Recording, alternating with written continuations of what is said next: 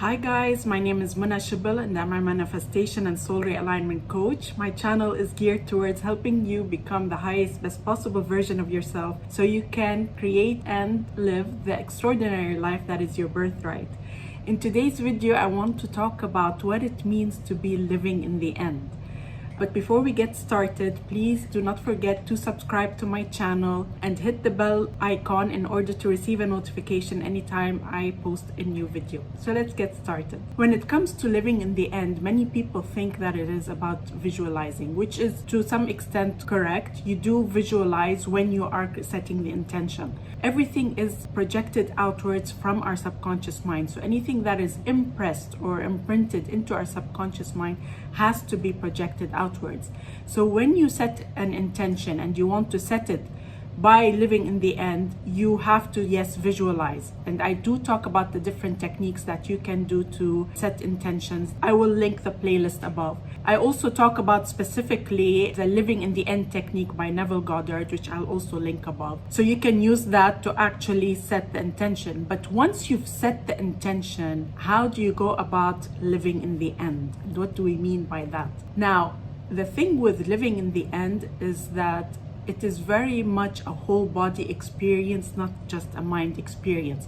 So you're not just visualizing. In fact, you don't want to be visualizing because you really want to be present in the now. So it's about living in the end now. So this is the tricky part, because if you were to spend your whole day visualizing, you're not living in the now, you're living in the future. And you cannot help but feel that this is not yet your reality. Living in the end is actually living as if you already have your manifestation. So if you wanted to attract a romantic relationship, you can behave in your day as if you already are in that relationship. So how would you be living your day? For example, if you want to cook some dinner, would you think about cooking for 2 people? For example, so you would go about living as if you already have that person in your life. Literally, even when you're maybe sitting and watching TV, you can almost sense that they are there next to you. Maybe when you're sleeping in bed, you can imagine that they are there next to you. So you can find ways to feel as if you really are with that person. And the key thing here is that in doing so, you cannot feel the lack. This is the beauty of this technique, is when you're in that space where you already are in the relationship, the lack feeling is gone. You eliminate it. That's why it is so powerful. When it comes to manifesting abundance, you want to act as if you already have that abundance. So what would you do if you already have the money? Would you be saving and being stingy, or would you actually be spending? Because ultimately, you need to be in the energy of actually having that money. And if you have that money, you wouldn't be stingy, you wouldn't be counting pennies. You would actually be very comfortable about just spending or investing in your business or whatever it is that you would do if you had the money. So this is the key part of living in the end, is you have to act as if it already is. If you want to become a very successful business owner pursuing your passions, you would act as if you already are that person. Even if you haven't attained the success that you hope to achieve, you would already be that person. You would act like that person. So you have to do the things that you would do if you already had that manifestation happen. So it's not so much a visual, it's a full body experience. You are that person. You do the things that that person would do if they already had it. And there's no sense of lack. It's not missing from your life.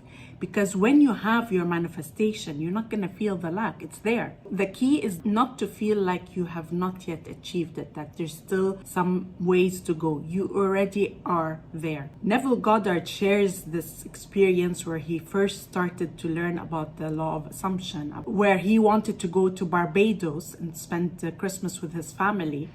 And he didn't have the money to do that. And his friend kept telling him, his friend Abdullah kept telling him, you already are in Barbados. And he was in New York. So of course he had no clue what he meant when his friend Abdullah told him, you're already in Barbados. Here he had to pretend while he's walking the streets of New York that he's actually in Barbados. He'd imagine himself walking on the beach, or while he's sleeping at night, he would imagine himself literally down in Barbados. So he was living it as if he already was there. He wasn't just imagining, he was living it.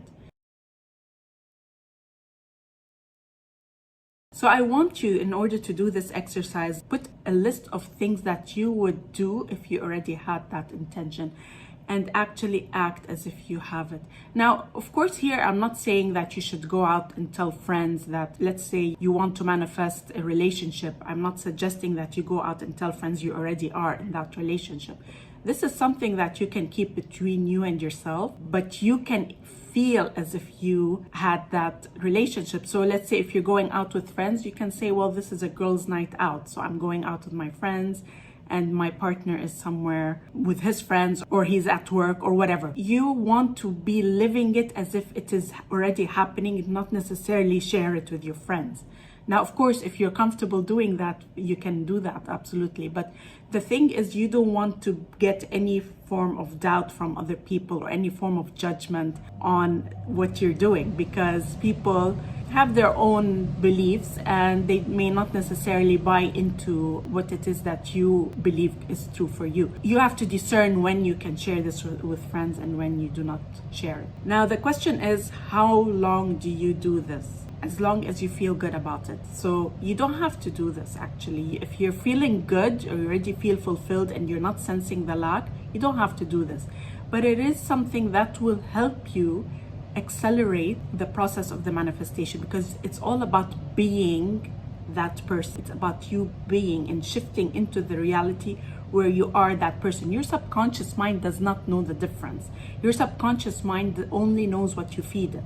So if you are pretending or acting as if you already are living that experience, your subconscious mind will have to project it outwards. It will not know whether it's real or not.